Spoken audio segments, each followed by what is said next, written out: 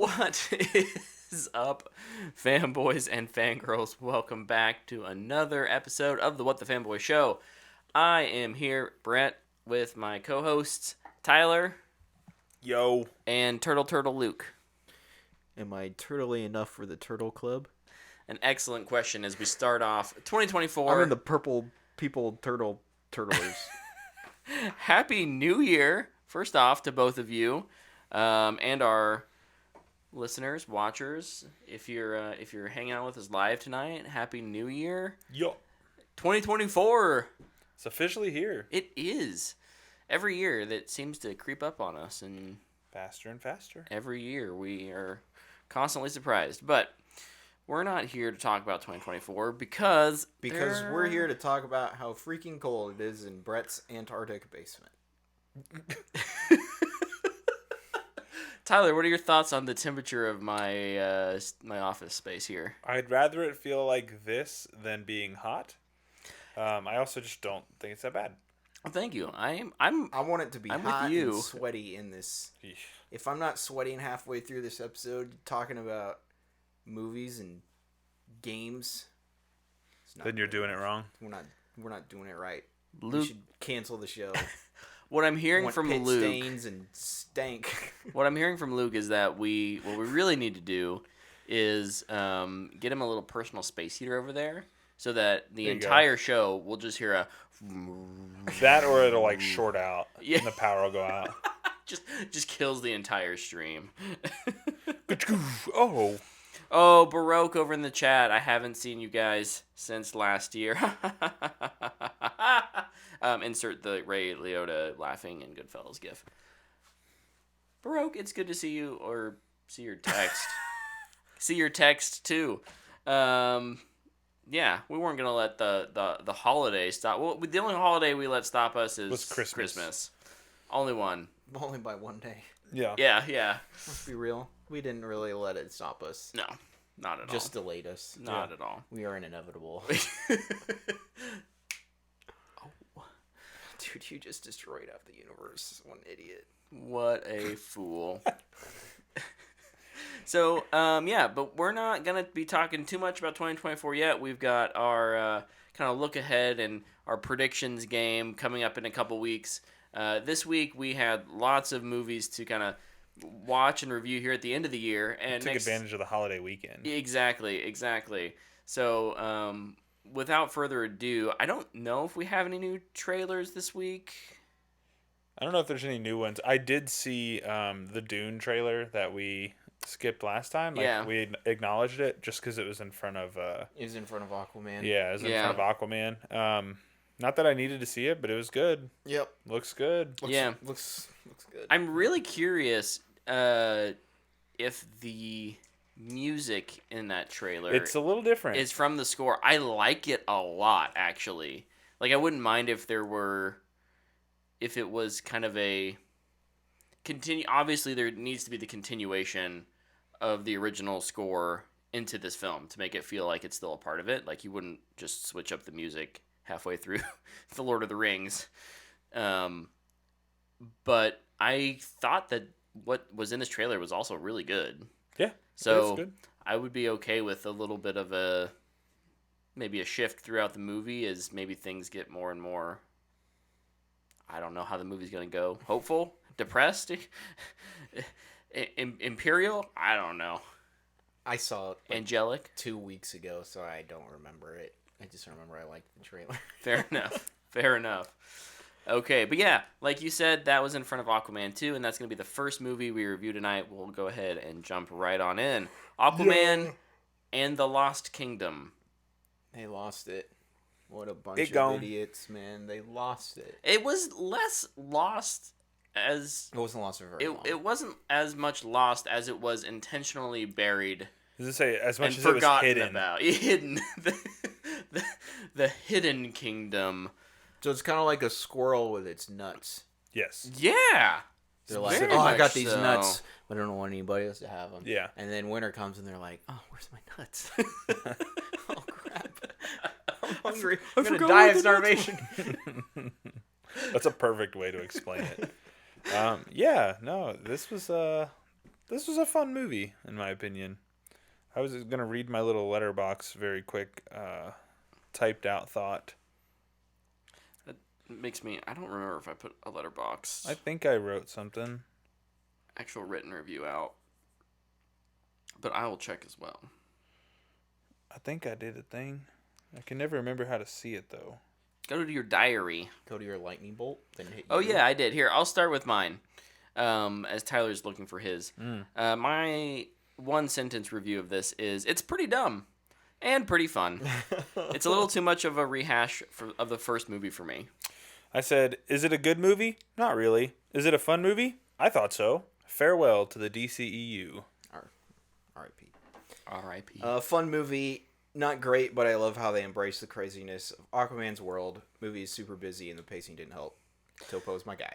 Topo. Topo's a real one. Topo's great. I'm glad he got upgraded from just drummer in the first one to Stealth. animal companion. Yeah. Snarky animal companion. Yeah, NPC companion. Yeah. Over in the chat, Baroque asked, did Jason Momoa get peed on by the baby? That would be a spoiler. Which yes. We're happy to spoil. Yeah, absolutely. He got peed on by the baby. And he got inked by an octopus. Or whatever. Yeah, he did. Or he got sprayed by an octopus. He really got... You know what happens. Yeah. Maybe he likes to be sprayed by stuff. I don't know. It was kind of weird. I couldn't figure out how to make a joke around that. So, thank you, Tyler, for doing it for me. You're welcome. Yeah, I often find that the direct path is the most efficient. Mm-hmm. I think there's going to be an interesting conversation that we can have here, in kind of parallel to last week's episode, in that last week's episode where we talked about Rebel Moon. Not a good movie, right? But also not fun, and that really affects the conversation around how much we want to talk about and how we talk about a film. I do think that this, like, objectively speaking, is a better movie than Rebel Moon. Yes. But also, it was just more fun to watch. Yes.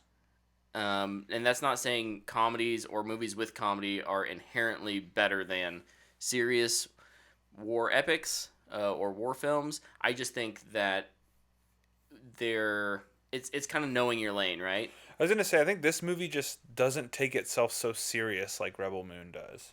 Yeah. Like, Rebel Moon's like, we're this edgy, dark movie. And then Aquaman's like, yeah, we're going to be goofy for 2 hours, and hopefully you enjoy it. Yeah. And I just appreciate that. I think it helps, though. I think Aquaman at least has a foundation of its two main characters. Yes. They have a relationship. For sure. And I think it's an interesting relationship. And that's, Arthur and Orm are brothers. They don't like each other. But they kind of want to. Mm-hmm. And the way they just approach situations, I think is interesting. And freaking Patrick Wilson is so funny. Like when he's trying to run on land, just killed me, man. The arms thing. I don't know what to do with my arms. I don't know how to run. He starts out, like, you see him run the first time, and his arms are at his side. He's like, why is he doing that? And then you don't think about it. And then they do it again, and he, like, Naruto runs. Yeah. And he's like, why are you doing that? Yeah. But, like, it's hard to have a movie, even besides just it being fun or funny, if there's not an attempt at an emotional pull. Yeah. Yeah. And I think that is a good cornerstone of this movie. It's not anything we haven't seen before, and it's not incredibly deep, but it works. Yeah. Yeah. It's been done before, and it's been done better, but it's enough to carry you through each scene to kind of get you to the next either big action piece, which are all pretty well done, I think, or to those, little emotional moments that I think for the most part work. Yeah, and I think there's enough small individual character development moments too, right? Like, at the end, a decision is made between two characters where, like, it feels like those characters have kind of completed their journey, right? Yeah. Like, there is still some of that, and Like it kind of just goes even with what you're saying, Luke. Like the first movie sets this one up well, and the second movie does enough to cash in on those setups, and makes it much more enjoyable. Yeah, pros and cons. I guess we can kind of jump into some of those things. What are our pros for this film? I would say right off the bat, I think the buddy cop aspect of this one has to be in most people's pro list. I feel like Momoa and Wilson, you kind of hinted at it earlier. Their chemistry is great. Mm-hmm. The time spent together with them is great. I had a lot of fun with those two. Yeah, it's an interesting combo, especially after if you kind of jumped right from Aquaman into Aquaman 2, I could see it being a little more of like a little bit of like a abrupt change of heart for him. But this is a part of the bigger DCU. We had some time. I guess there's not much story-wise that happens, but in the first one, it's Momoa and Hurd, I guess, is kind of his companion to welcome him into this world, and he's kind of the fish out of water, in the water. And this time, I think having that pre-established relationship, him and Orm, Aquaman and Orm, really does a lot to make it feel different from the first film. In that scenario, I think there's a lot of plot points that feel like it's kind of a rehash of the first one, but those character moments are unique because here they're these brothers. One was sent to jail for by one, and they're trying to accomplish a similar goal, and they have that fun buddy cop momentum throughout the film. Yep. So an unexpected pro for me. There was a lot more Mira in this movie than I was expecting. Yeah. And just with that whole situation, you weren't really sure what they're going to do. And it's like, okay, she's going to be in one scene, and that's going to be it. And they're just going to cut all of her stuff. No, she's in a lot of this movie. Yeah. She just doesn't have dialogue. Yep. Yeah. And I really appreciated that because Mira is an awesome character. She's super unique. And I think it would have been really weird to just not have her be a part of the movie. Yeah.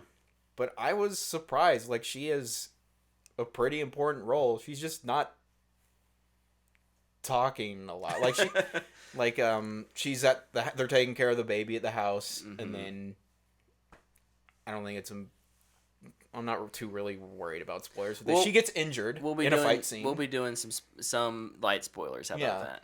But I honestly thought they used her super well because this movie isn't about Aquaman and Mera. It's about Aquaman and Orm. Mm-hmm.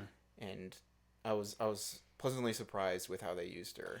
I'll even piggyback off of that with I kind of talked to Brett about this at lunch today, but with all the drama that surrounded not just Amber Heard, but like the stuff with Momoa and her on set that has kind of come out, you could not tell in their performances that they were at odds. They did a really good job of keeping that off the camera. And I really appreciated that. Their scenes together, the chemistry did not feel worse than it did in the first movie. Yeah. Which I feel like it very easily could have been noticeable, and it wasn't. And I really appreciated that. So kudos to them for both being professionals when the cameras were on, and handling their business. Yeah. So. Yeah. Maybe this will be a slight con, or maybe a slight disappointment for me, was not the Mira stuff, but as soon as we get outside of that kind of that trio, or even if you think of Manta as kind of being the fourth member of kind of the core actors, and then you step into kind of those tertiary, I didn't think many of the performances were all that great. And no one has a super huge role, I guess. What's his name? Why can't I think? Randall Park. Randall Park. Dr. Shin. Yeah, Dr. Shin probably has the biggest tertiary role. And he's okay, but I do think he's kind of typecast into a very similar thing as like Jimmy Woo in the MCU. He just has he's playing babysitter for the opposite team. Kind of literally. Kind of literally by the end, right? Yeah. And luckily, no one's on screen so much that it really hurts the movie. But I do think it was overall a slight con. Hurt him and oh boy, I should have these things pulled up. Yaya. No, I thought Yaya was all right. He wasn't given a lot. Nicole Kidman. I was not impressed with Nicole Kidman's performance and or the CGI around used on her. I'm fairly certain she showed up for a week, shot her scenes, and went home. Yeah. She's not in this movie very much. No. You know what is in this movie quite a bit? Beer. Yeah, lots of beer. Lots of Guinness. Lots of Guinness. Reshoots paid for by Guinness. Product placement. Didn't bother me, but it made me want to have a Guinness. I didn't have one, but Not me.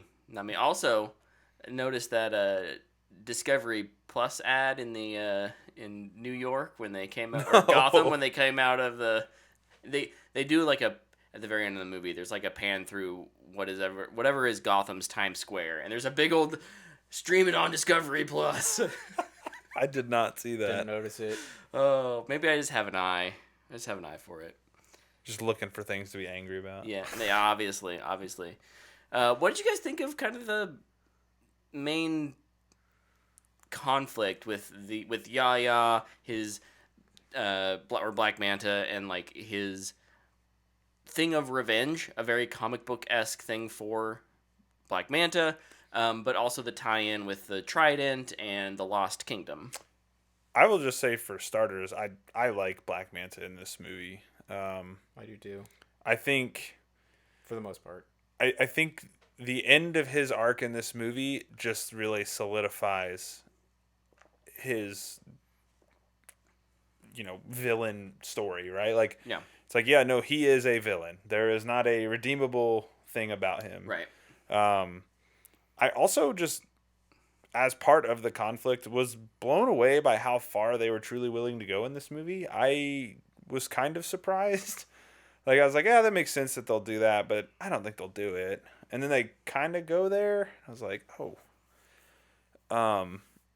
And, I said this earlier, too. There is definitely a version of this movie where it went further, I'm sure, and probably didn't do well in screeners, but I like the Manta side of the conflict a lot. I think it's good. This is a Black Manta who is he's hell-bent on revenge, and there's nothing that he's not willing to do to carry it out. Yeah.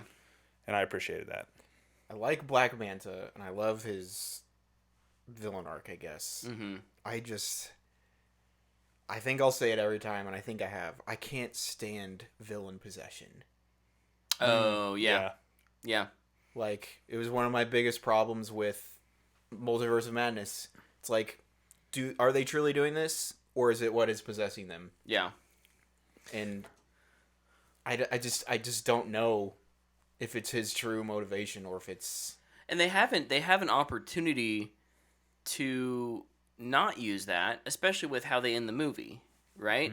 Mm-hmm. And him solidifying the fact that he is a villain, even past the possession part. But because that takes up the entire the entirety of the movie outside the last fight, essentially, we don't know how much of this is, just pushing the foot down on the pedal a little harder, or, how far would he have gone by himself? How much of it is based on that possession And aspect. I think you can make this movie, it's just him. Yeah, for sure. There's just no need for the possession angle and the, like, fish zombies and all that stuff. Like, just have the Trident make him super strong. Yeah. Yep. Yeah. Well, and there's I think the third act or was... give him a power suit and have that make him be super strong. Well, you've even got like a setup where he's trying to find tech to fix his power suit. Yeah. Like that's literally how this starts, right? Yeah. And yeah, they could have gone without melt down the trident. Necron, is that his name? Something. Yeah. Spoilers, I guess. Not Necron. The king of Atlantis. Yeah. The Sauron of Atlantis. Yeah. But yeah, just melt down the trident. And now we have super good power suit. I don't know. Yeah. Just, I don't know. Keep it simple. Yeah. And ultimately, I feel like they just have so much to do in this movie with trying to explain stuff. Like who Necron or Necros or the Lost City is. The green guy. Motivations, and that they really have to pick up the pace for a lot of stuff. Yeah. And in some places it helps. In some places it really hurts.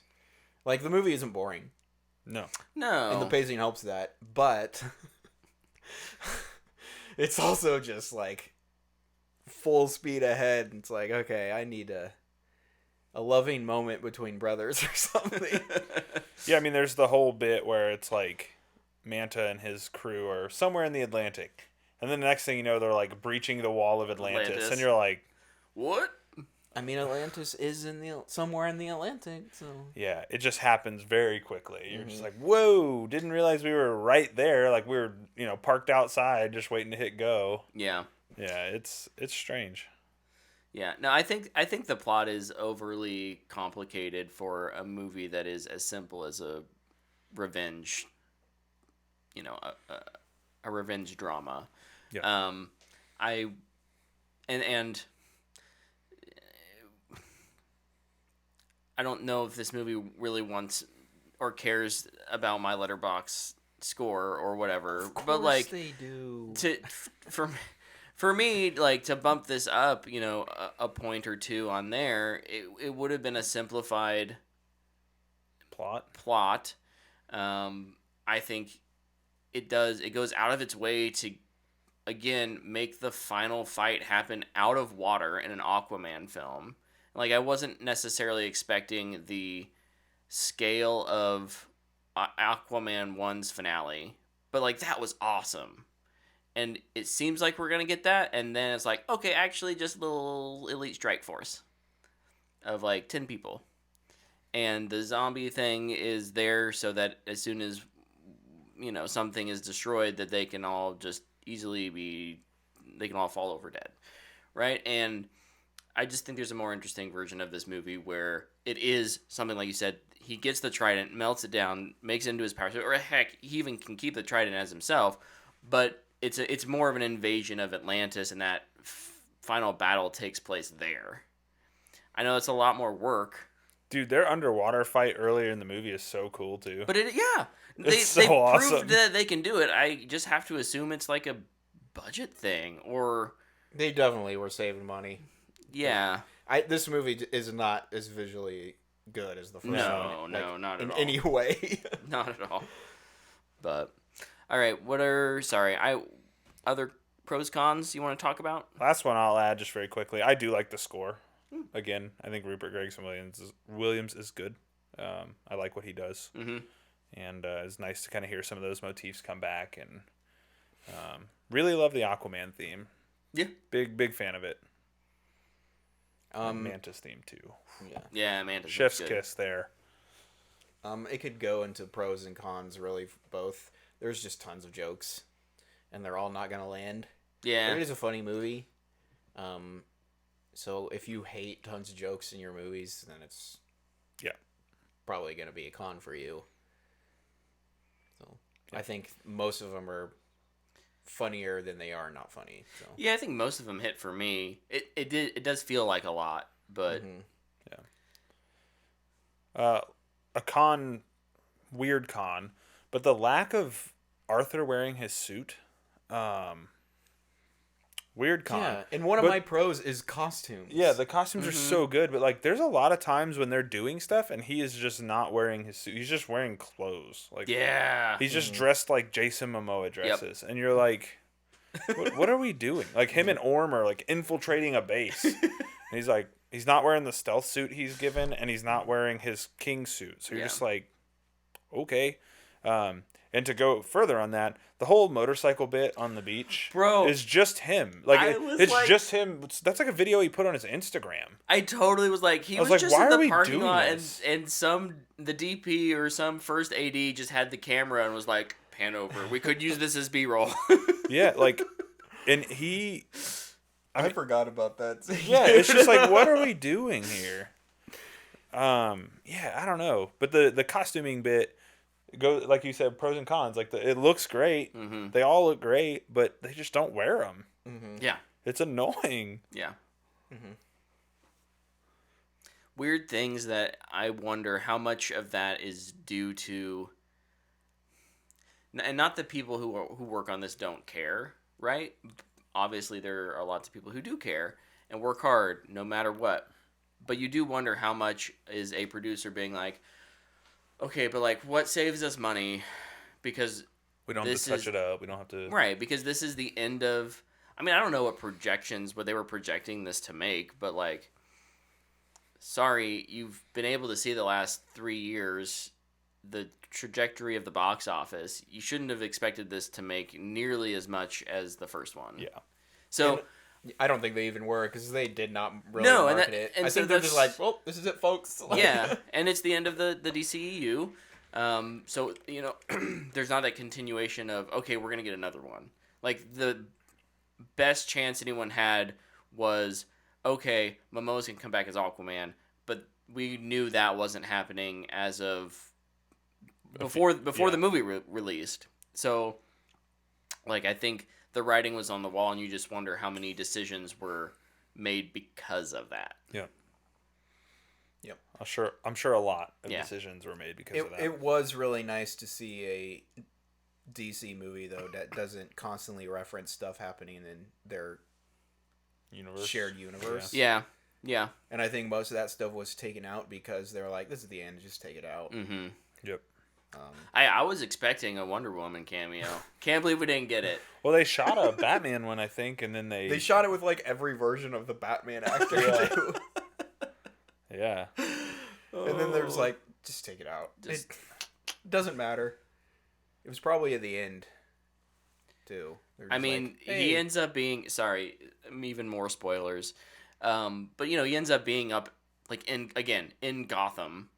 I assume. I thought he was in New York. Yeah, I thought he was at Ellis Island. I did not... Because he was at the New York... Legitimately did not believe that New York was actually a city in DC. Is New York is still a city in the DC universe? Yes. Oh my gosh. They create their own cities, though, so they can do whatever they want. It's what they did way back in DC. Absolutely thought that There's Metropolis still was... No. New York City. Oh my goodness, really? Yeah. Oh my goodness. That's so sad. No, New York Well, now is you can still see there. my confusion. So he was actually in Times Square. Great. Good to know. Good clarifier. Wonderful. I don't know. No one ever explains these things to me. Because going to New York, like, we have a new... Just think, every single Marvel movie is in New York. It's boring. I know, and that's why you would be in not Manhattan, Metropolis. But it's just the replacement for New York. It kind of feels like Metropolis is supposed to be New York, though. No, Metropolis is the city of tomorrow. New York City sucks. No. I love the idea that there's just like, I don't know, all these DC cities that still exist right next to, I say right next to, but like, isn't Central City is supposed to be somewhere in Midwest. The Midwest? Mm-hmm. So is Metropolis, technically. Right? No. Because it's in Kansas? No, East Coast. Oh, okay. No. That was Smallville. That was Smallville. That is... So what I'm hearing are there are no rules. Great. Good to know. It changes across mediums. This is beside the topic, which is the actual review of this movie. I don't have much more to say. I think if you enjoyed the first Aquaman, you'll probably enjoy this. Yeah.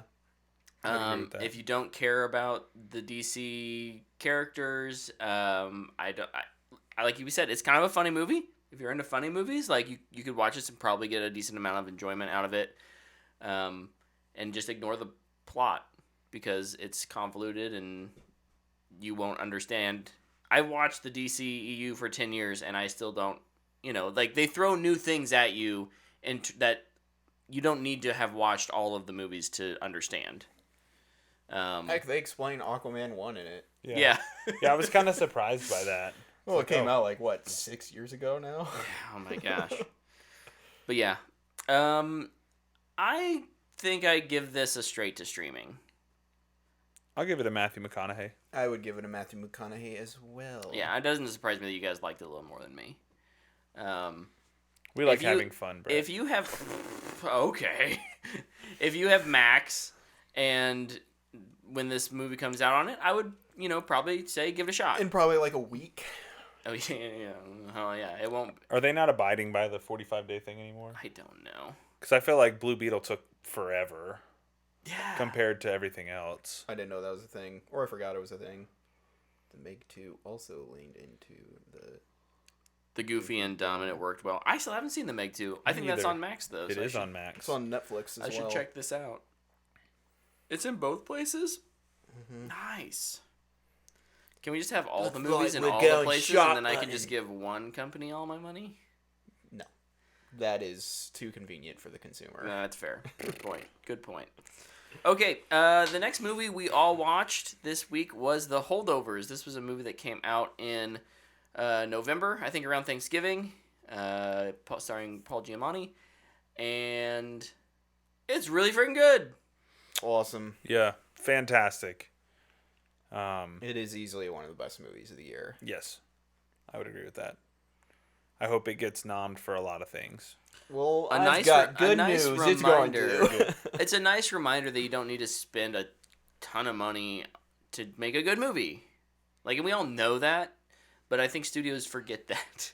I think the craziest thing about this movie is if you had never heard of it, and you just sat down with somebody and like, hey, want to watch this movie with me? And you started it, somebody might ask you, hey, when did this movie come out? Yeah. Because everything about it is retro. Like the logos, the cigarette burns on the film. Which was done in post. I was looking into it. They shot this on an Alexa, or an Arri Alexa Mini, and did all of that in post. And it looks great. It looks awesome. They did a heck of a job. Yeah, I think my little blurb review, I'll add on to my letterbox, but it would just be like, this movie has every opportunity to be the same movie you've seen before and doesn't do it. And I think that's what makes it so great. Also, it's another movie I'll be adding to my Christmas season watch list. Kind of a rewatch list. Add it to the rotation. Yep.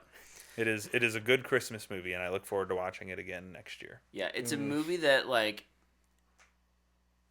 in every scene you're like, oh god, they're gonna do the cliche thing, and then they don't. That's what I was telling you. And like, they do a really good job. Because I was constantly about to cringe. Mm-hmm. I was constantly like, and then they do something that's different. That just feels, different enough. Yeah. It feels real, and it always leaves you satisfied, right? Like it's not something that's so out of left field that you're like, well, what the hell was that all about? Right.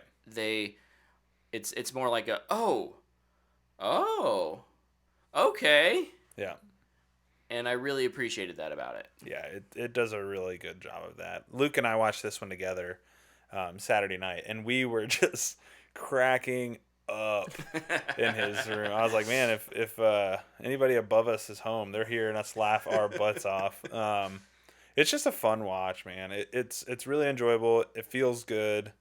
I love the progression that the humor like ramps up throughout the movie. Like it starts pretty tame and then it becomes like more and more and then it levels off and then it just keeps going. And I was like, man, I love this. I love how they've set this up. They do a really good job because you talk about the comedy at the same time. It's like super melancholy. Yeah. And they balance that so well with it being funny, but it feels real and you can feel the depression, and I mean that's kind of one of the themes. Yeah. That I think a lot of it has to do with Giamatti's performance too. Absolutely. That the level of kind of dryness that he brings to the humor makes that melancholy feel stick out. Yeah. Because he's just so matter of fact and blunt that you're like, oh man, this really isn't like happy humor. But it makes you feel good. It's just just weird. You might have said it earlier. It just feels real. Yeah. Like this is how people interact with each other. Yeah. We're not winking at cameras. Right. And being, I mean, people are snarky, but it's not constant. Like, people have conversations, and a lot of times it's like, oh, that's kind of funny. And, yeah, the performances are so good. What's the kid's name? He's great. Have it up. I think it's his first movie. He's so good. Angus Tolley is the character's name. His name is Way to Dominic go, Anus. Dominic Sessa. Yeah. Yeah, him and Paul Giamatti are just brilliant together. Yeah. And like there's the theme of depression, and I think another part of it too is just like people are more similar than you think. Yeah. Even you just don't know what another person is going through. Yeah. Yep.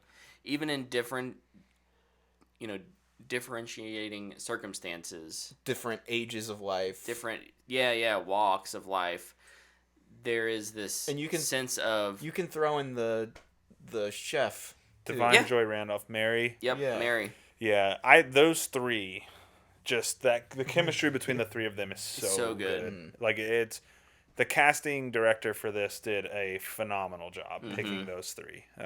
They're just so good together. Yep. Yeah, and at the end you're like kind of sad but kind of happy, and the best feeling a movie. It is like it's happy, a very sad. Bittersweet. Yeah. Highly recommend this one. And the ending of that, like, it makes you feel good. It ends on such a good note, but also it's like, oh, this is the same thing I've seen before, and that's another one of those moments where it just completely does what you wouldn't expect it to, right? Like it doesn't do what I thought it would. Yeah. Right. And I really appreciated that. Yeah. At the end, that they stuck with that throughout the entire film. Yeah. It makes it just even better. Yep. Plus, just you watching these two guys develop this relationship and friendship, to see it end in like such a satisfying way that just make you go, yeah. Honestly, it just made me want to watch it again. Yeah. Yeah. Like I'm sitting here going, oh, I'm adding it into my yearly rotation for Christmas. I don't know. I might just watch it again tomorrow. Right? Yeah. Kind of like one of these weekends in January when I don't have much going on, I'll be like, Stephanie, you really need to watch this, and I'll sit down and watch it again with her because it's one that. Yeah, I want to watch it with Dana.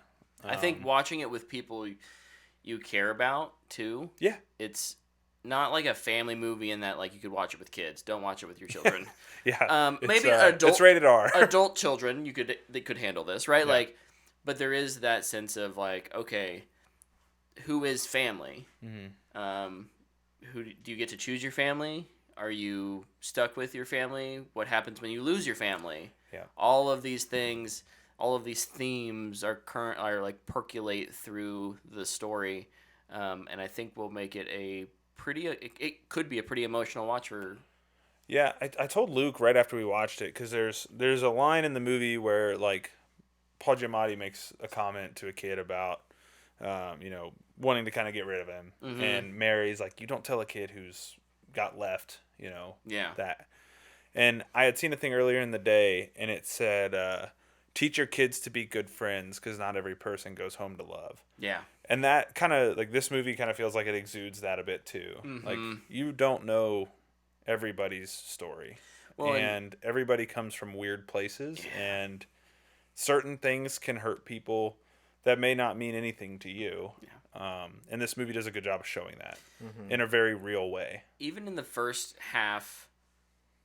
first third to first half, when there are a few more characters around, they do a really good job of also kind of hitting on that theme as well.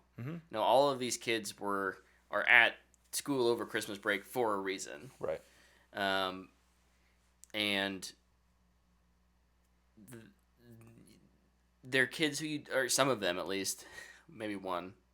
But they're kids who are troublemakers. Like, there's some kids that are troublemakers. There's one that you like definitely don't like. But also, Angus isn't necessarily a character who you start out liking either. Mm-hmm. I don't think you really like him until the moment when the one kid wakes up at night. Yeah. Is the first time he shows a little bit of a human kind of response to anything, and you're like, okay. And I'd throw Paul Giamatti in there too. Yeah. Oh yeah. You don't like him? He's a jerk. He's the teacher you would hate having. Yes. Yeah.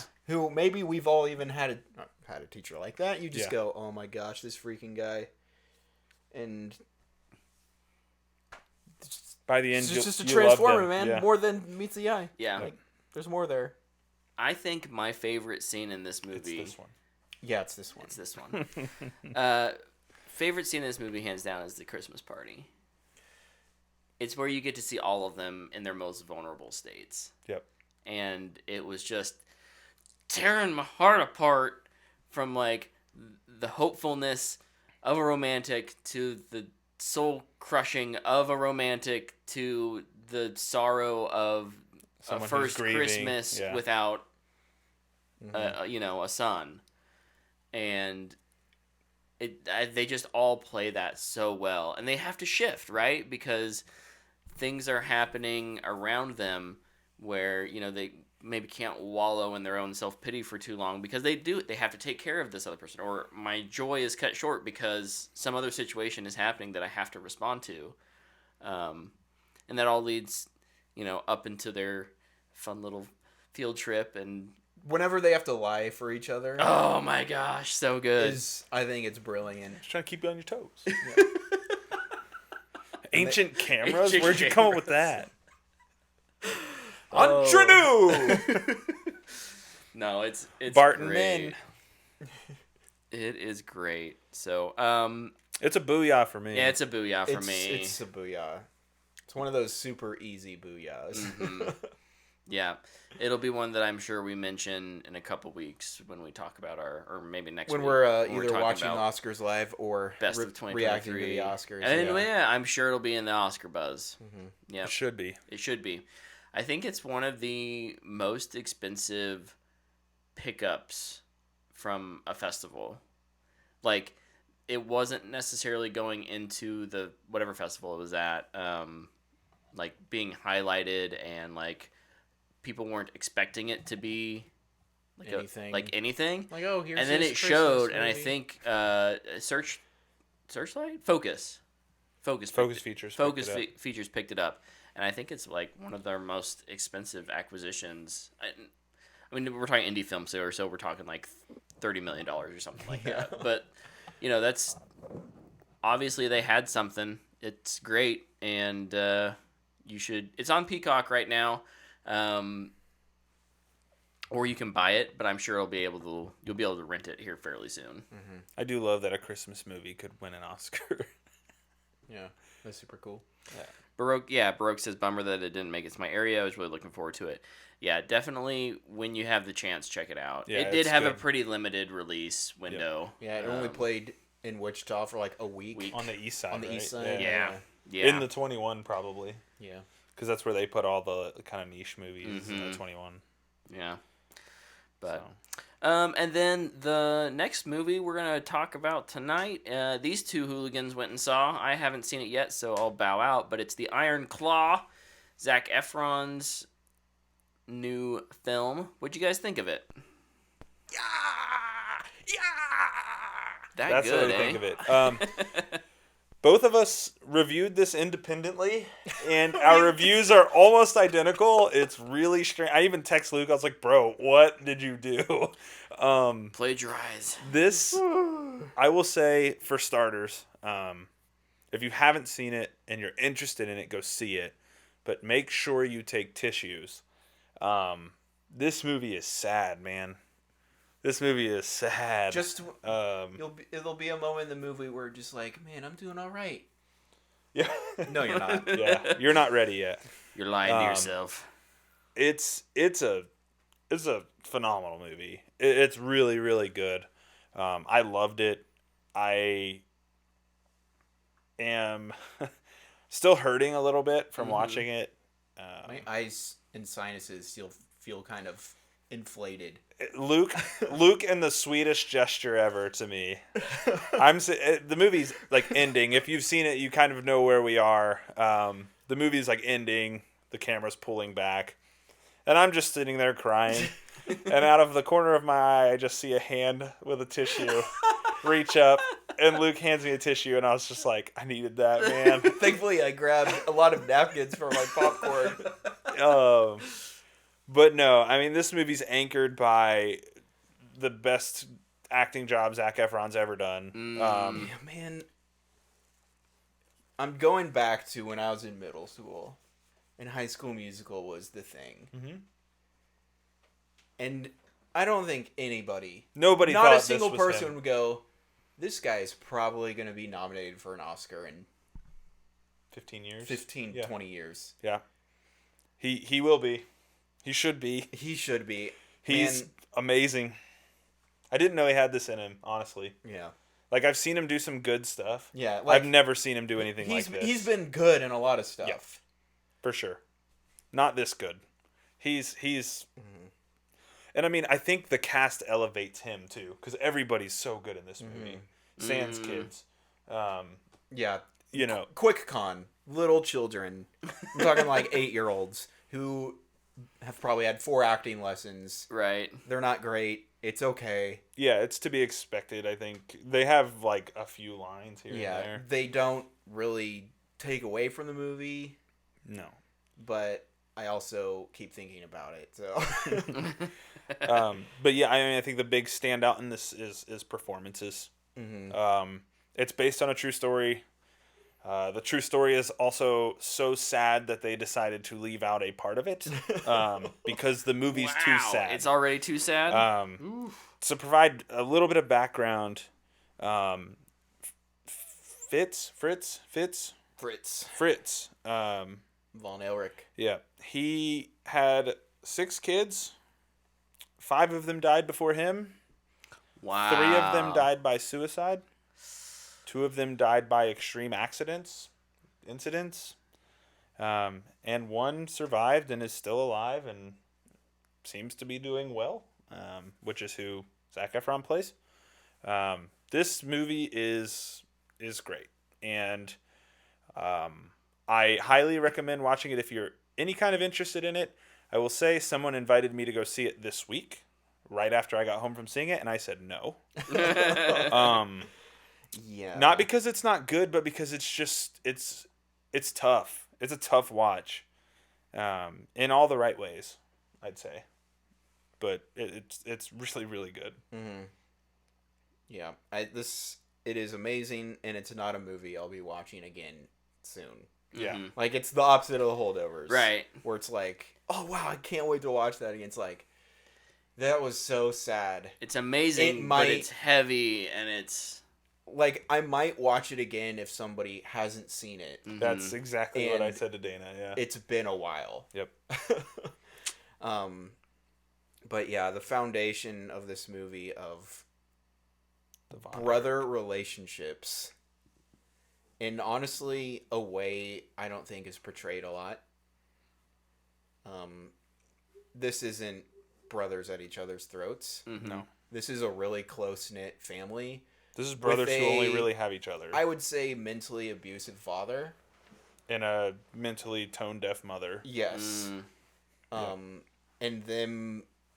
having to kind of work together. Having to deal with that and work through it together, and then... They start falling off, man. It's really hard to navigate that.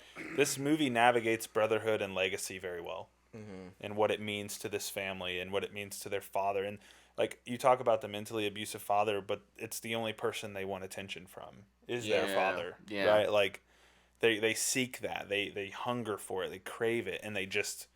when they don't get it, they turn to each other. And those moments are so strong. Dude, it's like 10 minutes into the movie, too, where one of the brothers goes and asks the mom, like, hey, can you talk to dad? Yeah. She's just like, that's not my problem. Yeah. It's like, you have to work that out with your father. It's just like, I'm going to hate you. Yeah. You just know. Yep. What type of mom she must have been. It's like, oh my gosh, please don't do this. And that's what she does. That's what she is in the movie. Yep. Mm-hmm.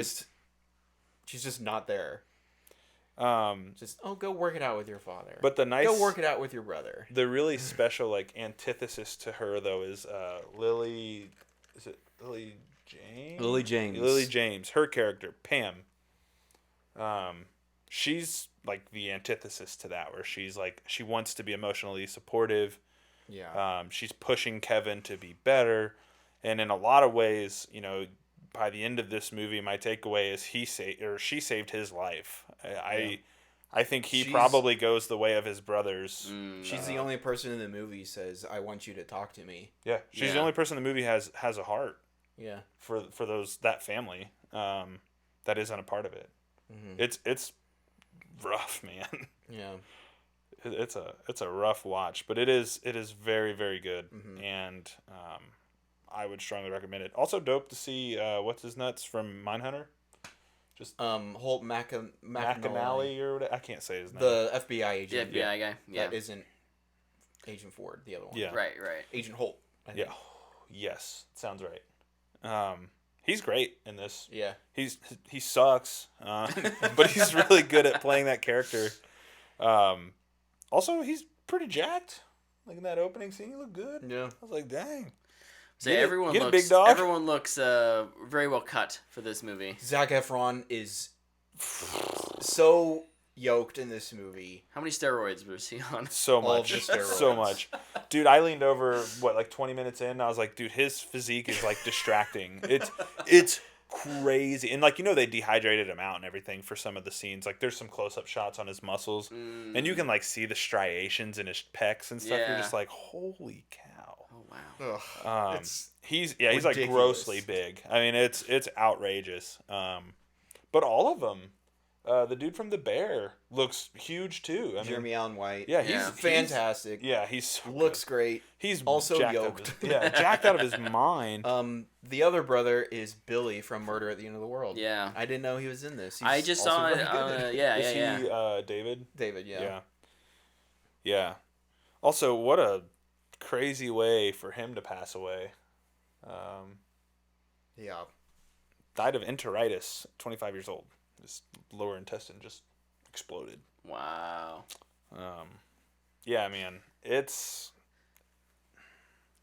worth a watch, but just bring tissues and know that it's going to hurt. Yeah. It's going to hurt pretty good. I look forward to hurting. Some other pros for it. Wrestling. Yeah. First of all, I feel like they did a great job of explaining how wrestling works as a sport, not just as the entertainment side. Yeah. Because they're always like, heavyweight champion of the world. And it's like, are you though? But what does that mean? And Lily James' character asks Zac Efron, it's like, well, how does this work? And I thought they did a great job of explaining it. It opened my eyes. A normal job. Yeah. And I thought that was awesome. And also just the wrestling, the stunt work choreography was really good. That was really exciting to watch. Nice. So it's funny, Baroque asks, what did you guys think of wrestling? Or what do you guys think of wrestling, and did this movie impact your views on it? I'd say yes, specifically because of that scene, where it's kind of explaining how titles are distributed and things like that. Like, yeah, I mean, I've always kind of felt like, wrestling's kind of goofy. As a kid, I had a shouldered, I was kind of off to the side interest in it. It was a little bit on the periphery, but I really just liked playing with the toys. Yes. But this won't make me go watch Monday Night Wrestling or Raw, whatever. I won't go watch that stuff. All Elite Wrestling. But it does provide context for why people like it so much. It does give me a different view on it than I had prior, and it makes me respect it a little bit more than I did. Them doing all the training and the preparing for their choreography and their matches made me really miss Glow. Which was a great look into what wrestling is like. It was the female side, but I loved the conversation in the tunnel. They cut the promo, or Kevin's trying to cut the promo, and it's just awful. That scene is so funny. But after that, let me talk to. Can we do it again? I'm sorry. But then they're talking in the tunnel and they're like friends. Like they're just cool. Yeah. And he's like, yeah, so I'm gonna do this. Don't leave me up there too long. Like you're just like, man, this is so cool. Because it's a side of the business you just never really get to see or hear.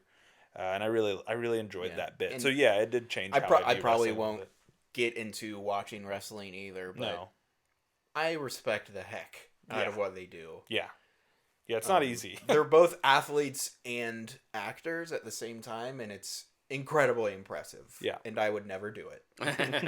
Yeah, putting those two things together cannot be... Like, there's the bit in the movie where Kevin gets it's like slammed. And he's like, hey, you're a little late getting up. And he's like, well, that one really hurt. That hurt. Like, I couldn't. And like, that's just the side of it you don't see or hear about. So yeah, that's a good question, Baroque, but it definitely changes my view on it a little bit for sure. What other pros you got? The first act is kind of funny. Yeah. Until they switch everything up on you. But like for the first, I don't know, 15, 20 minutes, we were given there's some lot laughs of like for sure. Quick little, that's kind of funny, like moments, and some of the interactions with the brothers are funny. Yeah, like when it really just doesn't last, but no, it helps build that relationship in between. It just brothers. makes it hurt more. Yeah. Another, I would say this is a con. I think there's some really weird dialogue moments in the movie. And I wasn't sure if it was just moments in performance or what was written, but just where like moments where they're talking and it still feels like it's wrestling dialogue instead of people talking. And so I wasn't sure if it was performance or writing. I can think of a couple moments. Or maybe just directing the actors what to do. When Carrie's trying to make his comeback and him and Kevin are in the ring at their house, I think that is one of those moments that feels that way now that you pointed out. Because in that moment, that should be a personal moment, right? Like that should be two brothers trying to help each other. And it more comes off as we're in a real wrestling match here, which is kind of... Yeah, I would agree with that. That's probably true. I'd say more so it's with the dad than anybody. And it's like, it's not often. It's like one or two times where it's just like, that didn't feel right. But then also I'm like, well, he's a... mentally abusive person. Mentally abusive father, wrestling parent. Can he just not get out of that state? So I just, like, was that intended? Was it not? Yeah. Just felt weird to me, so... Any other pros you wanted to hit on? I think music in this is awesome. Yeah. Good music choices. I've been jamming the playlist since I left the theater. Nice. Even a super subtle score. It's like piano or woodwind instruments. It's nothing bombastic or crazy, which I always really appreciate. Yeah. Like, I think there's a moment where like there's no dialogue and it's just people kind of like transition B-roll type stuff and it's just a saxophone playing or something. It's just like, I like that. Yeah. Nice. I really loved how they used Tom Sawyer in this. Like records kind of heating up. And we then got it's like Don't in the Fear distance. the Reaper by Blue Oyster Cult too, so obviously that improves the movie tenfold. I will never get over how there's a song called Don't Fear the Reaper by a band called Blue Oyster Cult. And it's just this mellow, nice song. Yeah. Don't fear the Reaper.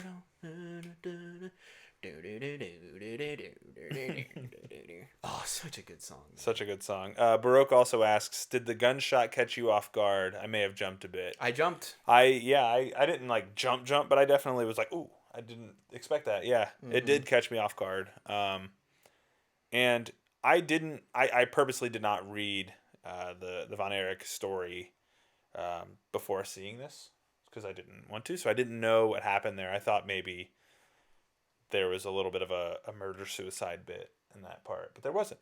And I was kind of shocked by it. It's also waiting for someone else to die in that scene too, and it didn't happen. I was like, oh, okay, that's good. How sad can this story get? Yeah. Can we make it sadder?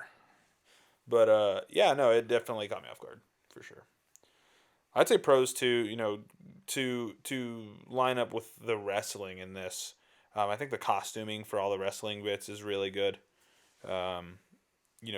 Each character's personality really comes through in their costume for when they wrestle, and I really liked that. I mean, Ric Flair's in the movie. So. Ric Flair's in the movie, and his costuming's good. The guy who plays him does pretty okay. I thought he was fine. Woo! Yeah. His woo could use some help. I can't do it like that. Well, woo!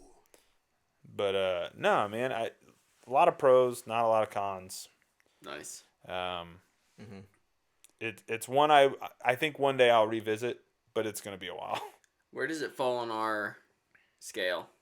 I'd give it a fanboy worthy. Yeah, I think it's a strong fanboy. I can't recommend this to everyone. Sure. It's just so heavy. I will say this is the pro. I don't know why, but whenever I see like an A24 movie, it's like as far away as you can get from indie, but as far as away you can get from blockbuster, it's like in that thing. Yeah. But I expect them to just not hide anything. Wasn't a ton of language in it. There's a sex scene with no nudity. Yeah. And I just appreciated that. Yeah. It's long, too. Yeah. It's kind of awkward. It's kind of awkward, but it's all a silhouette. You can barely really see anything. And it fits with the character. Yeah. But like just the fact that it wasn't sex-induced. A sex-induced movie, I appreciated. Yeah, like when you see the R rating, you're like, oh, here we go. There's going to be a ton of nudity. They're celebrities, blah, blah, blah. But no, it doesn't. Yeah. Baroque says, I don't think the Flair actor was deranged enough, personally. I would kind of agree with that. I think that's why I say he's fine. Flair is a wild boy, and this guy's kind of wild, but he's not Ric Flair wild. And I think they could have leaned into that a bit more. But then again, I don't know how it would fit tonally with where you are in the story at that point either. Because it's pretty late in the film when Ric Flair shows up, and it's only for a little bit. Yeah. And do you want it to distract from your main... From where we're getting to. Main characters, yeah. So, but no, yeah, it's a really strong fanboy worthy. I just think it's a hair heavy for me to give it a booyah. And I don't mean that, like, sad movies can't be booyahs, but we've always said, like, this is a recommendation system, right? It's not a review system per se. I don't think everybody should watch this movie. So, but fair enough. If it interests you, you should definitely watch it. Sweet. Well, it interests me. I'm looking forward to getting out and You should watch it, and don't tell me when you're going, because I don't want to go. Okay. I need more time. I'm dragging Tyler back to the theater. You're going to have to go see a therapist first. No. I'll go to the theater with you, and I'll just go see something else. Deal. I'll go see Wonka. Do it. It's a great movie. I want to. Real quick, I just want to talk about the two other movies I watched, just so we can kind of get them out of our... This is kind of a big review section this week. So I watched Maestro this week with the co-host of my other podcast, Deconstructing the MCU, Trevor. It was real fun. I think... So Maestro, if you're not familiar, it's a biopic based on the American composer Leonard Bernstein. This is starring Bradley Cooper, directed by Bradley Cooper. It's pretty good. I think you need to be interested in biopics. It is very much about his life versus his career. Mm-hmm. It really does focus on his relationships. So I think if you're going in to watch it for the music, you may be... Like, his music is featured predominantly throughout the film. But if you were like, okay, so what was the cause of... Or how did he write this piece of music? Like, that's not what this film is. It is much more about his struggle as a creative. How do creatives express themselves? You know, he was a...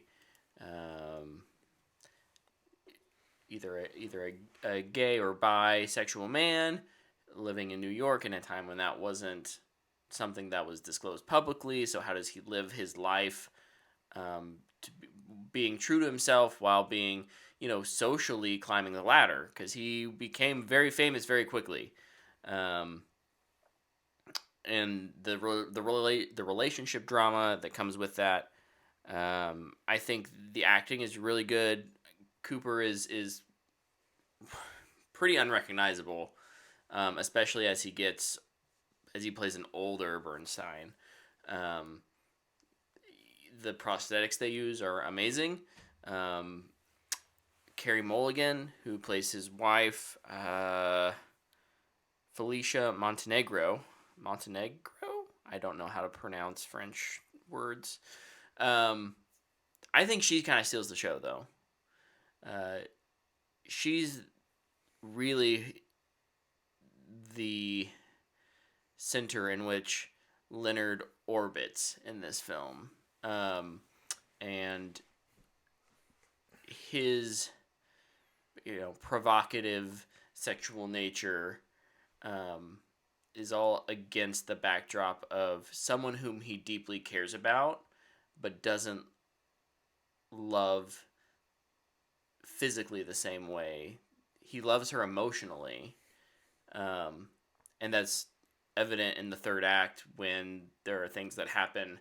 And there's a really emotional scene that kind of jars him back into, okay, no, there's a reason why I married and lived with this woman for years and years and years.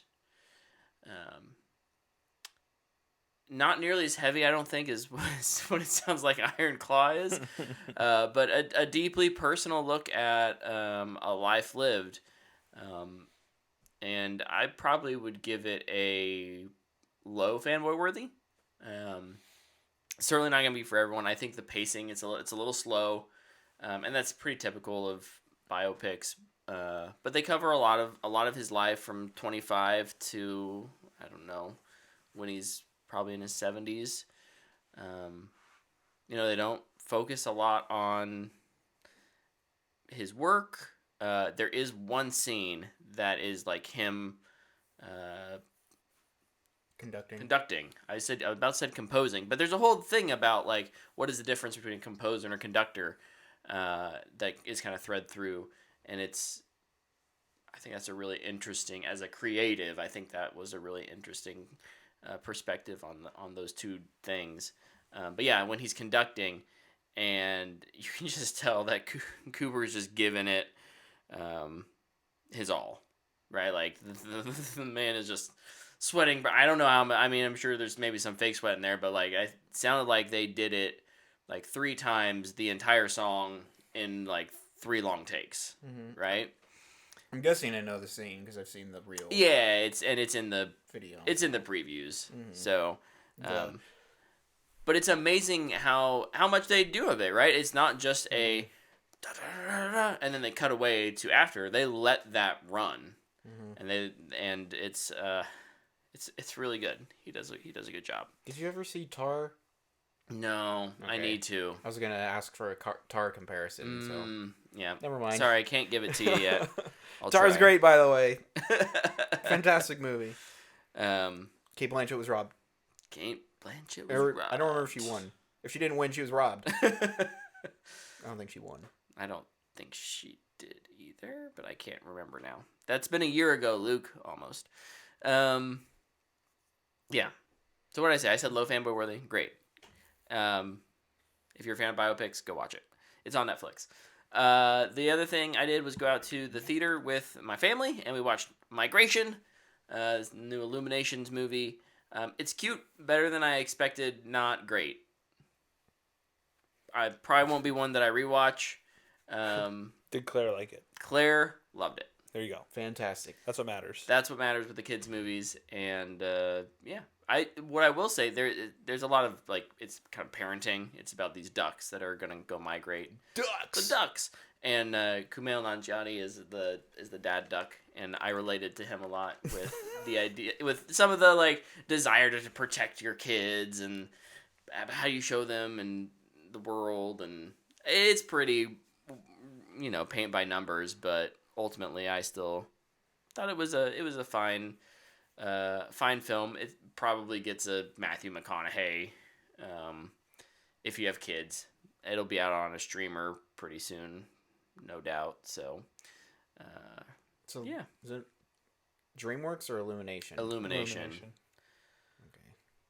Nope. So it'll be on. Did you say nope? No, I said okay. Oh, wow. I was trying to figure out where it'd most likely Paramount? go first. Maybe Peacock. Peacock?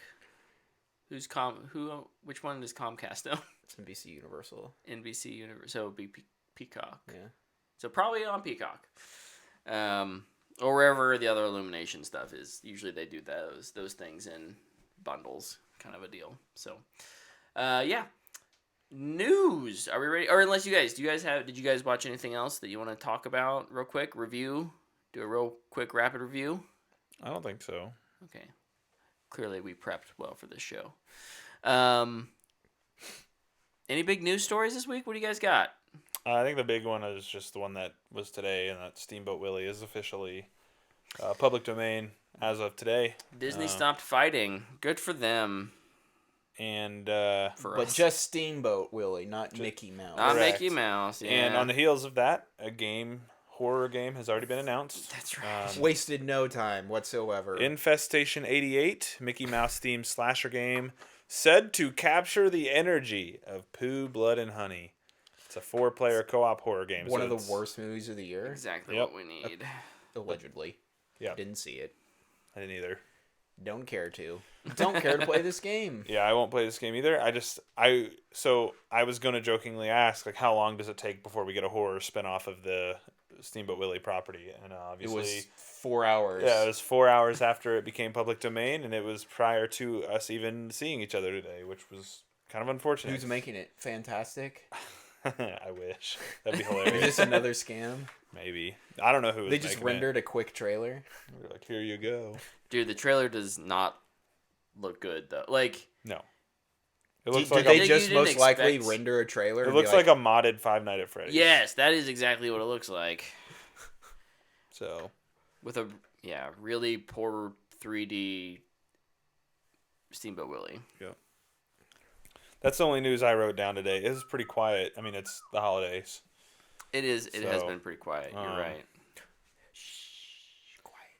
James Gunn said they won't show the suit before they start filming for Superman. Not sure if that's a news story or per se, but it's kind of like a. It is duh. in a week where there's no news stories.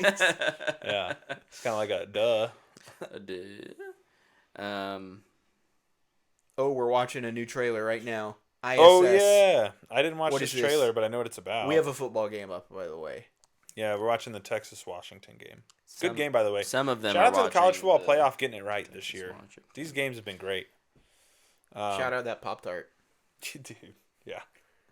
I read the synopsis for this earlier. Yeah, it's a January movie. a January movie, all right. It doesn't look good. I've seen the trailer. It doesn't look good. No. What is it about? So It's Russian and American people are in the International Space Station, and war breaks out, and then The countries tell them take control of the space station. Yeah. And so a battle within the space station begins. Yeah, that doesn't sound great. but they probably team up and at the end. Yeah, to fight Godzilla. Probably. Space Godzilla. It's inevitable. Dude, when the Rotten Tomatoes score comes out for that and it's at like 98%, I'm gonna be like, gosh dang it. Well, guess what, Tyler? It won't. be. Oh my goodness. All right. Well, not much news. What else did you guys do this week? I know Tyler and I did something new. I guess you've been playing the finals. but Yeah, we played the finals together, we did. and it's pretty fun. It's lots of good time. I need to make sure I play it when I'm sober. Yeah, you started to struggle there at the end of the night. I got real frustrated with myself. Yeah.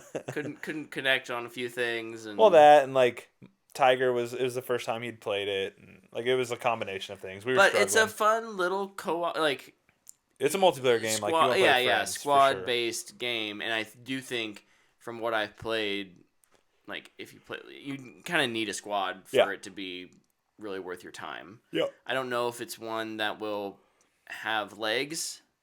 For you or in general? In general. Okay. I think there's It's cleaning up right now on potential player counts. Okay, great. It's doing really well. Well, it's definitely a game that's built for streaming. Yep. A lot of the Apex streamers have jumped over to it. Oh, apparently, really? Yeah. Well, I've also played some Apex this week, and that's still pretty fun. Except for when you play on New Year's Eve, and all of there are sweats on the. Because, like you said, all the people with social lives are out and about. All of the noobs were out partying, and I was at home playing against. I was asleep on my couch. I was in Oklahoma City. Yeah, you were. Yeah, what'd you do this week, Luke? That looked fun. Yeah, for New Year's Eve, the OKC Thunder were playing the Brooklyn Nets, so me and my brother's wife, and another friend went down and watched, and it was a lot of fun. It's dope. Gotta watch them get that dub. The Thunder are super good this year, so it's even more fun to watch. But yeah, it was a lot of fun. Got home before midnight, so we still got to just have so much fun sitting on the couch, trying not to fall asleep, watching the whatever is going on in New York or LA. Mm-hmm. And ball dropped, left, went home, went to bed. Slept like a baby. Slept pretty good. Nice. We were all so tired on the drive down there. Yeah. Like nobody. Thankfully, Logan, who drove, stayed awake, but I had to keep closing my eyes every once in a while. Yeah. So sleepy, man. It's just been worn out. Sometimes riding in the car is like, Dude, riding in the car on a hot day is game over for me. When, I fall asleep so fast. Well, I got good news. It was cold and gray. Yeah. When I was a baby, my parents would take me on car rides to get me to fall asleep. So that's definitely continued. Does Stephanie still have to do that? Yeah. Yeah. You can't sleep, Brett? Oh, okay. And then she carries me in. Tucks you in. Tucks me in bed. Gives you a kiss on your forehead. Exactly. Yeah. Additional thing I did. Dana gifted my daughter and I a tandem gift this year of Teenage Mutant Ninja Turtles Mutant Mayhem. Nice. Let's go. And I sat down and watched that with Bryn, and she is obsessed with the Ninja Turtles. So much so, she does say that now, and it's so funny. But so much so, this is the highlight of all of this. Because it's the first time she's done this. Like, we'll listen to Encanto and, Coco and all these musical movies. She said she wanted to listen to Ninja Turtles, and I was like, oh, okay. So I turned on, like, some of the songs from the movie, like the licensed music. She was like, no, not that. Not that. She wants to listen to the movie score. Oh. And it just tore me up inside. I was so proud of her. She likes listening to the score of that movie, and like a child of culture. It's so awesome. Like, start 'em young. I didn't expect her to enjoy. Yeah, Trent Reznor and Atticus Ross. Yeah, they did a great job on it, and she loves it. She bebops to it the whole time, and it's awesome. She just smiles real big, and it makes me so happy. But I did not expect her to like movie scores. So now I'm like, what can I introduce next? I love it. Play her the Dune sketchbook. She's gonna be like, I understand this, baby dog. Yeah, I know what they're saying. Turns out it wasn't gibber. It wasn't weird Dune noises. It was baby talk. Baby talk. So yeah, I did that, and just also created a D&D character with my wife, and that was really fun. Let's go. It was really cool. I need me some more D&D. Yeah. So I'm this excited. week. Let's go. We back, baby. Sweet. All right. Well, you also played Armored Core. Oh, I did play Armored Core. Oh, Shoot. when you were real. Dude, remember we were earlier talking about how we totally forgot what we did on Saturday? That is another thing I forgot I did. After watching the Holdovers at Luke's, I stayed over there till like 12:30 talking football, but I also played Armored Core. So you'll stay up late with Luke, but not with me. Well, it was kind of incidental, but I kind of held him hostage. But I played. I was like, I'm gonna go slash his tires next time he's over here. It's like, you can't leave. You have to play this game. But yeah, I played Armored Core, and Luke loaded up like the tutorial mission for me, and then the first initial boss fight is at the end of that, obviously, and the game feels awesome to play. I feel like it's one of those games, the more time you spend with it, the better it'll start to feel, which I think is awesome. Yeah. Combat's very satisfying. Movement's very satisfying. The boss fight at the end of the tutorial is hard. I tried it twice. The first time I stayed alive for a while, but I did not do like any damage. Second time I got him pretty far down. Halfway. Yeah, about halfway down, and I was like, dang, okay. But no, that game's cool. Yeah. Like the aesthetics great. Luke was showing me some of the ACs he's built. They're freaking dope. Yeah. I was like, dude, you can do like anything in this game. Yeah, it's a cool game. It's not one, I kind of told Luke this, it's not one that I think I'll play. But I do think it's awesome. It is literally playing an anime to a T. Like watching Luke kind of hop skate across like a distance to attack somebody. Like it looks straight out of an anime. Yeah. I've seen it in an episode before. Pound him with my laser sword. Dude, it's so cool. Yeah, that game is freaking so cool. Yeah, it's fun to watch somebody play it for the first time. Oh man, because you're just like, is this what I look like? Yeah, because like I was trying to like sprint a lot, and it's not what you do. Yeah, if you hit the sprint button, you just you like boost like really far, and I kept doing that and running into areas I shouldn't be, and yeah, it's. You did the same thing I did on my first. Like when I initially killed the tutorial boss, where you're about to slash him with your sword and you hit the out of bounds wall. Yes. Oh no, dude, I was going to wreck him too, man. I was going to do a bunch of damage there. Yeah, no, it's awesome though. I definitely understand the appeal. Nice. If it ever went on like a deep discount, I might pick it up. Honestly, maybe it'll go on Game Pass. I would play it if it went to Game Pass. I'd boot it up. I think it's sick, and also seeing like some of the stuff Luke was pulling off, I was like, yeah. Also, I don't know if this fits into accessibility in the Game Awards, but one of the best controller configuration layouts I think I've ever seen. Oh, yeah. I was saying when I reviewed it, there needs to be a game, what did I say? Controller integration as an award. Yeah, like how does your game use a controller to make it just work well? Yeah, how does it make it a more immersive experience? Because some games you play, you're just like, I have to change this up. Right. Baldur's Gate is another one. Yeah. I'd be like, this would have got nominated for this award because the way you do combat in that game is so annoyingly simple. And it feels like it's built for mouse and keyboard, but it doesn't feel like you're losing anything on a controller. I think more people play it on controller. Probably. I know, like, Jordan, who plays it on a PC, he played on a controller. So, get rid of some esports categories, Game Awards, and there's one for you. Yeah, controller integration, because, like, the Armored Core control scheme is really, really cool. It feels good to play. Very intuitive. Next Game Awards, I'm going to just make that my own little award and present it myself. There you go. Just call up Jeff Keighley and be like, hey, I'm presenting this award at the show. Yeah. You have nothing to do with it. I've made my own trophy. Yeah. Just spray paint an old controller gold. Get like an old GameCube controller because that's the best controller of all time. Yep. And spray paint it gold and then give that to the winner. Yep. I approve of this. All Jeff, right. it's happening We'll hit whether up you Jeff. like it or not. We're on a first name basis. Yep. I'm Jeff. My name Jeff. Oh my goodness. All right. Well, I think that brings us to the end of the show. No fan box? No fan box questions today. Oh man. That's okay. I'm tired. Yeah. Join us next week, I though. think crying at Iron Claw made me more tired. Dude, crying after a movie makes me super tired too. Yeah, absolutely. Join us next week as we talk about our favorites / the best from 2023. Is it favorite or best? Maybe it's both. We'll also maybe talk about our least favorites / the worst. We already did that last week. He's not wrong.